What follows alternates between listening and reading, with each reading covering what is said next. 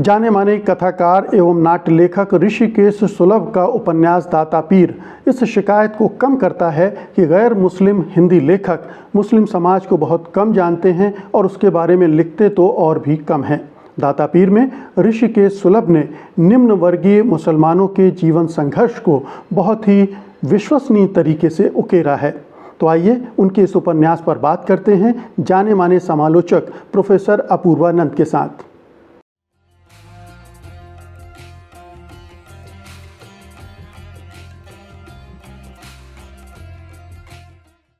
ताना बाना में आपका स्वागत है। अपूर्वानंद जी, दाता पीर, हम लोग अक्सर ये कहते रहे हैं, बातचीत होती रही, ये प्रश्न बड़े दिनों से, बड़े सालों से हिंदी साहित्य में उठता रहा है कि जो गैर मुस्लिम हिंदी में लिखने वाले लेखक हैं वो मुस्लिम जनजीवन को बहुत कम चित्रित कर पाते हैं, अपने उपन्यासों में, अपनी रचनाओं में ला पाते हैं। तो दाता पीर मुझे एक उपन्यास आज के समय में ऐसा मिला है जिसमें एक तरह से पूरा मुस्लिम समाज पर ही केंद्रित है, और ये भी अभिजात्य वर्गीय मुस्लिम समाज नहीं है, निम्न वर्गीय है।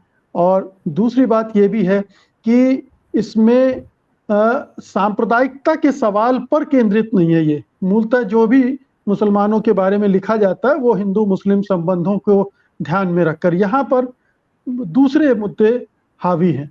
आपकी टिप्पणी? आप बिल्कुल ठीक कह रहे हैं, यह उपन्यास की खासियत है। एक तरह से बहुत दुर्भाग्यपूर्ण है कि हम इस कमी की शिकायत करते हैं कि गैर मुस्लिम कथाकार मुसलमानों की ज़िंदगी की कहानी या मुसलमान ज़िंदगी की कहानी नहीं कहते हैं और मुसलमान पात्र नहीं है। और इसका एक मतलब यह भी है कि हमारे साझी ज़िंदगी की जो दावा हम करते हैं कि हमारी एक साझा ज़िंदगी है, उस दावे पर भी फिर से सोचने की ज़रूरत है। वह दावा कितना ठीक है, हम कितना जानते हैं एक दूसरे के बारे में। लेकिन पटना और बिहार एक ऐसी जगह है जहाँ हिंदू मुसलमान शताब्दियों से अगल बगल रहते आए हैं। ऐसे मोहल्ले हैं जिनमें वे अगल बगल रहते आए हैं, और ऐसे पूरे के पूरे मोहल्ले हैं जो मुसलमानों से भरे हुए हैं, लेकिन जिनके बिना हिंदुओं का काम नहीं चलता। तो एक तरह से हम एक दूसरे की ज़िंदगी साझा करते हैं, और इस लिहाज से यह उपन्यास ऋषिकेश सुलभ का, जो राजकमल प्रकाशन ने छापा है, दाता पीर, वह उपन्यास महत्वपूर्ण है कि जैसा आपने कहा कि एक तो मुसलमान शब्द आते ही हम तुरंत उसे मुसलमान विरोधी हिंसा का एक फ्रेम है, एक खांचा है, उसके भीतर रखकर फिर देखने की कोशिश करते हैं। लेकिन यह मुसलमानों की जिंदगी को देखता है यह उपन्यास, और उनका वर्णन करता है, और वह भी जो अभिजात वर्गीय मुसलमान नहीं है, बहुत ही साधारण, बल्कि साधारण में भी वैसे जो आपको दिखलाई नहीं पड़ते हैं, यानी कब्र खोदने वाले मुजाविर या फिर खाल का धंधा करने वाले, बहुत ही निम्न वर्गीय मुसलमान, उनकी जिंदगी की कहानी, उनकी जिंदगियों की कहानी ये उपन्यास कहता है। और उसमें भी इस उपन्यास के केंद्र में औरतें हैं, महिला पात्र हैं, वह भी एक खास बात है। रसीदन हो, अमीना हो, जो दिखलाई नहीं पड़ती हैं लेकिन जिनकी कहानी है, मदीहा बानो हो, तो ये चुन्नी हो, ये सारी औरतें, और ज़्यादातर औरतें आज़ाद हैं, आज़ाद ख्याल भी हैं। हालांकि जैसा मैंने कहा वह निम्न वर्गीय हैं, और जिन्हें हम अशिक्षित कहेंगे, अशिक्षित और निरक्षर भी हैं, ऐसी औरतें। तो इस लिहाज से इस उपन्यास को महत्वपूर्ण माना जाना चाहिए। जी, और दूसरी बात उल्लेखनीय इस उपन्यास की मुझे ये लगती है कि ऐसा नहीं लगता है कि ये इसमें कृत्रिमता कहीं दिखती हो, कि जो लेखक है वो प्रयास पूर्वक मुसलमानों के बारे में या मुस्लिम जीवन के बारे में लिख रहा है। पूरे उसका अधिकार दिखता है, चाहे उनका जनजीवन का संबंध हो या उनकी भाषा को लेकर जिस तरह से उन्होंने इसमें इस्तेमाल किया, जिस भाषा में अपनी रचना की है। ये दोनों चीजें हैं जो इसकी विश्वसनीयता को बढ़ाते हैं। हाँ, आप ठीक कह रहे हैं। मैं फिर कहना चाहता हूँ कि यह एक तरह की विडंबना ही है कि हमें इस पर चर्चा करनी पड़ती है, क्योंकि उपन्यासकार या लेखक किसी भी विषय पर और किसी भी समाज की ज़िंदगी पर लिख सकता है। लेकिन भारत में अक्सर हमें इस पर बात करनी पड़ती है, और वह इसलिए कि हम अपने पड़ोसियों को बहुत कम जानते हैं या बहुत कम जानना चाहते हैं। अमृतलाल नागर जैसे उपन्यासकार हमारे यहाँ हुए हैं, जिन्होंने वैसे लोगों के जीवन पर लिखा है जिनसे उनका कोई वास्ता नहीं था। तो इसलिए अमृतलाल नागर के बारे में कहा जाता है कि शोध उनके उपन्यास में झलकता है। बहुत नाचियो गोपाल। लेकिन जी। हाँ, और भी दूसरे उपन्यास हैं उनके। तो अमृतलाल नागर शोध करने वाले उपन्यास, और मुझे ऐसा लगता है कि हर उपन्यास में एक प्रकार की शोधात्मकता होनी चाहिए, क्योंकि उससे उपन्यास में विस्तार आता है, गहराई आती है और प्रामाणिकता भी आती है। आखिरकार उपन्यास वर्णन करता है, और वो उपन्यासकार अपने पाठक को विश्वास दिलाने का प्रयास करता है कि वह जो कह रहा है वो सच है।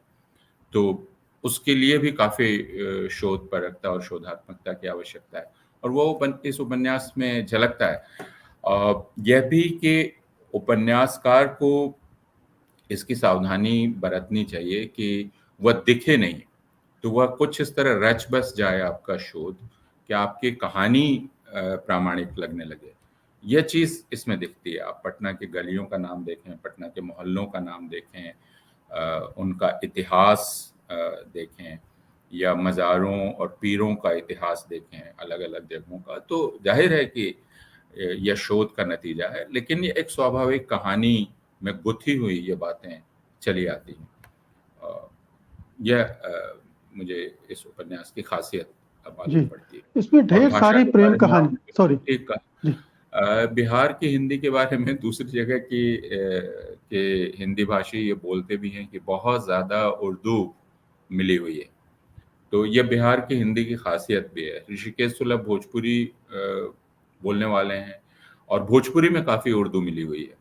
तो उर्दू एक बहुत स्वाभाविक सी चीज़ है बिहार के हिंदी वालों के लिए।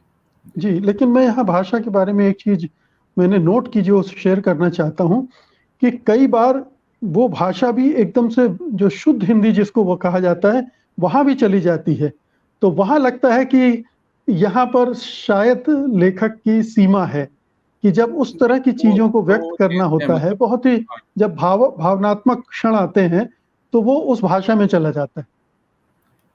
हाँ, मतलब वो मुझे कोई उसको मैं नकारात्मक ढंग से नहीं देखना चाहूँगा, दोनों ही चीज़ें हो सकती हैं।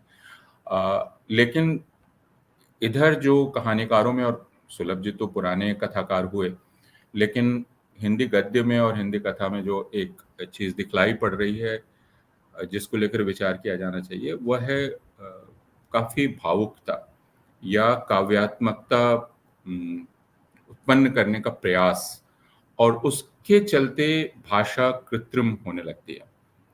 और वह आपको इस उपन्यास में एकाधिक जगह दिखलाई पड़ेगा, जहाँ जिसको आपने कहा कि भाषा अचानक छिटक जाती है, जो प्रवाह है उससे छिटक जाती है। बहुत जगह जो कविता का इस्तेमाल किया गया है, उर्दू शायरी का, बाकी चीज़ों का, उस इस्तेमाल को भी देखने की आवश्यकता है। तो मुझे इससे कोई परेशानी नहीं कि आप भाषा के 2 रजिस्टर लेकर यहाँ आ रहे हैं, और वह एक कुशल कथाकार कर सकता है। लेकिन वो क्यों कर रहा है, क्यों हो रहा है? जैसा मैंने कहा कि गद्य में काव्यात्मकता का क्या अर्थ है, उपन्यास में काव्यात्मकता का क्या अर्थ है? दूसरे की अति भावुकता या भावुकता आप रचने की कोशिश गद्य में कब करते हैं, और उससे उपन्यास कैसे फिसलने लगता है।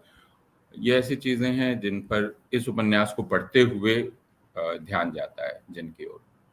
क्या ये भावुकता इस वजह से भी इसमें अधिक दिखती है कि बहुत सारी प्रेम कहानियाँ हैं, और जब प्रेम कहानियों में आप जाते हैं, तो ये अनिवार्य हो जाता है कि आप भाषा और कंटेंट के लेवल पे भी भावनात्मक हो जाते हैं, होना पड़ता है।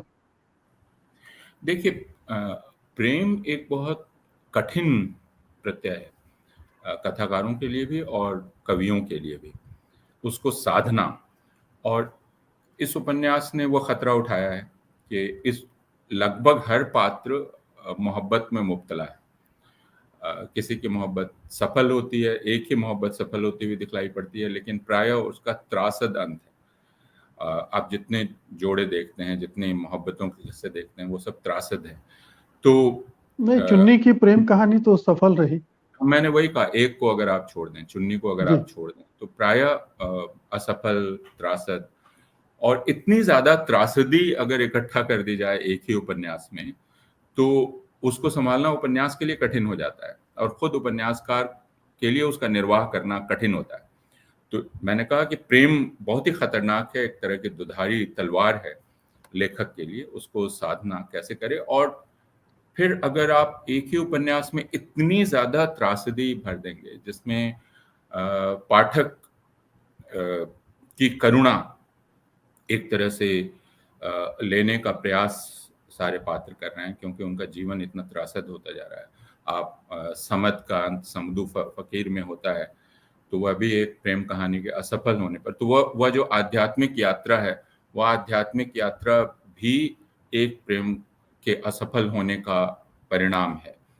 तो यह आपने ठीक कहा कि संभवतः उसके चलते है यह अति भावुकता, लेकिन मैंने कहा कि उसमें खतरा है, उसको उपन्यास संभाल पाता है कि नहीं, यह पाठक पढ़ के देखेंगे। और और जैसा मैंने कहा कि ये बहुत पहले नामवर सिंह को कहानियों पर पढ़ते हुए मैंने नोट किया था 40 साल पहले, जिसमें उन्होंने कहा था कि बहुत मैंने एक एक ही कहानी में या एक ही उपन्यास में आप दुख ही दुख, एक के बाद दुख, त्रासदी इकट्ठा करते चले जाएं, तो यह एक आसान तरीका है पाठक के दिल में जगह बनाने का, और यह आसान तरीका नहीं अपनाना चाहिए मेरे ख्याल में। क्या आपको ये भी लगता है कि जब इतनी सारी प्रेम कहानियां होती हैं, तो आप गहराई में कम उतरते हैं, फिर चरित्रों की को भी आप उतनी गहराई से प्रकट नहीं कर पाते? हाँ, मैं रसीदन बी के बारे में ज़्यादा जानना चाहता, मैं अमीना के बारे में भी ज़्यादा जानना चाहता। तो अमीना की ज़िंदगी आखिरकार अगर आप देखें तो किस चीज़ पे घूम रही है, वो सिर्फ एक मोहब्बत, और उसी पर वह ख़त्म हो जाती है अमीना। तो फिर अमीना है क्या? रसीदन शुरू से अंत तक है, लेकिन रसीदन भी एक गहरा और जटिल चरित्र नहीं बन पाता है। तो चुन्नी काफी कम देर के लिए इसमें आती है, जो एक ताकतवर पात्र बन सकती थी। बबीता दिखलाई पड़ती हैं, लेकिन बबीता के बारे में भी हम बहुत कुछ नहीं जान पाते हैं। तो उपन्यास से जो उम्मीद की जाती है कि एक गहराई, एक विस्तार, गहराई भी होगी और विस्तार भी होगा, उसमें निराशा होती है, क्योंकि इन सारे पात्रों में संभावना बहुत ज्यादा थी। या आप अगर साबिर का जो मामा घर है, फ़हीम बख्श और उनके भाई और उनकी ममानिया, तो उनका किस्सा भी अगर आप जानना चाहें तो बहुत नहीं मालूम होता है ये। और एक जो चीज़ मुझे थोड़ा परेशान करती है वो ये कि इसमें बहुत सारे पात्र काफ़ी तिकड़मबाजी करते हुए दिखलाई पड़ते हैं। तो साधारण पात्र हैं, निम्न वर्गीय पात्र हैं, जीने के संघर्ष में लगे हुए हैं, और उसमें यह होता है, लेकिन उसने उसको फांस लिया, उसने उसको फंसा दिया, इस तरह के वाक्य, इनसे थोड़ी परेशानी होती है। जी। जी। क्या आपको इससे भी थोड़ी परेशानी होती है कि पूरे उपन्यास में एक तरह की पीर, फ़कीर और इस तरह की चीज़ें हैं, जो कि कोई ठीक है, इसमें इन्होंने कवर में लिखा है कि पॉलिटिकली करेक्ट होने की कोशिश नहीं की गई उपन्यास। लेकिन आप वैचारिक स्तर पर अंततः क्या स्थापित करता है कोई उपन्यास, वो भी आप देखते हैं, केवल उसके पढ़ने का आनंद ही नहीं होता है, उससे आपको क्या मिल रहा है अंततः, क्या इसमें वो आपने ये कमी महसूस की? हाँ, जैसे यह उपन्यास वास्तव में दाता पीर, इस नाम को क्यों ये नाम है यह हमें पता नहीं चलता है। दाता पीर क्यों नाम है? हालांकि दाता पीर हैं, आप शाहजहाँ को भी देखते हैं और फिर वो दूसरी जगह भी एक दरगाह को देखते हैं, और समद तो फ़कीर हो ही गया है, उसे आप देखते हैं। और एक दो ये चलता रहता है, काले फ़कीर और फिर समद जो कि सफ़ेद जुब्बा पहनता है, तो वह विरोध पैदा, एक काला जुब्बा और एक सफ़ेद जुब्बा, वो सपने में आते रहते हैं। लेकिन है क्या हुआ? अगर एक प्रकार की आध्यात्मिकता भी है इसमें, तो वह भी बहुत संप्रेषित नहीं हो पाता है। यानी वह जो युक्ति है उपन्यासकार की, वो बहुत कामयाब नहीं होती है। मुझे इसमें कोई दिक्कत नहीं है कि आप फ़कीर लाएँ या दरगाहें लाएँ, और वो आनी चाहिए, उनकी कहानियाँ होनी चाहिए। और लेकिन वह क्यों है? क्या वह सिर्फ़ जो रसीदन हैं या अमीना हैं, इनकी एक लाचार ज़िंदगी है, उस लाचार ज़िंदगी को, जिनकी ज़िंदगी का अर्थ नहीं बन पाता है, उसको सिर्फ़ सहारा देने के लिए, और इसीलिए अंत में समद आ जाते हैं रसीदन के पास, जो यानी अपना शाहजहाँ का छोड़कर वो यहाँ चले आते हैं और कहते हैं कि हम अब यहीं रहेंगे दाता पीर मनिहारी के हुजूर में। तो वह आते हैं क्यों? वह अपनी बहन बाजी के चलते आते हैं। तो यह माने सांसारिक और आध्यात्मिक के बीच का द्वंद्व भी बहुत खिलता नहीं है इस उपन्यास में। उसकी भी संभावना थी। आप जिसको एक शिकायत के तौर पे पेश कर रहे हैं, मैं उसे शिकायत नहीं ले रहा हूँ। मुझे उसमें संभावना नज़र आती है, लेकिन वह संभावना इसमें फलीभूत नहीं होती है।